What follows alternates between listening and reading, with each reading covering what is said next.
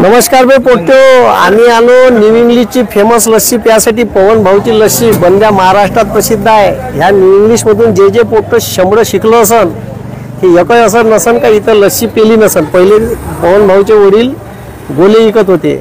आता मग एक परमनंट त्याने आता व्यवसाय सुरू केला. मला वाटते 200 लिटर दह्याची रोज लस्सी लागत असन पवन भाऊले. आपण पवन भाऊची भेट घेऊ. तुम्ही कुठून आले? शेलू येतो मी लस्सी पितो. पुढे लस्सी पिऊन राहिले. फेमस लस्सी आहे पवन भाऊची. पवन भाऊची लस्सी प्यासाठी आलो आपण. पवन भाऊ नमस्ते. पवन भाऊ तुमचा व्हिडिओ लाईव्ह आहे. सर नमस्कार जी. या सर.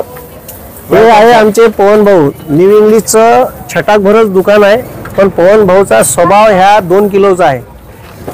ठीक आहे, पण दुकानात गर्दी एवढी राहते का बंदा पावसाळ्यातही लस्सी खपते, उन्हाळ्यातही खपते. आणि फेमस लस्सी आहे. लस्सी दाखवून दे रे बा. महाराष्ट्रातल्या लोकांना लस्सी दाखव. आणि लस्सी वर्षभरात टेस्ट कधीच चेंज नाही होत. लस्सी पूर्ण मलाई राहते, पुऱ्या मलाई सगळं मिक्स करते. आणि गर्दी एवढी राहते. आता तुम्ही पहा किती लोक आहे लस्सी प्यासाठी आले. तर पवन भाऊचा स्वभाव, तो स्वभाव लस्सीत मिसळला जाते नाही पवन भाऊ? हो जी हो सर. या सर शूट करा सर. भरून घ्या थोडं खालगुडा. हां ठीक आहे जी. 20 रुपये बरं हे घे. आम्हाला 2 पॅक दे जा. हो सर. हाफ वाली दे जा. हाफ वाली. ठीक आहे सर.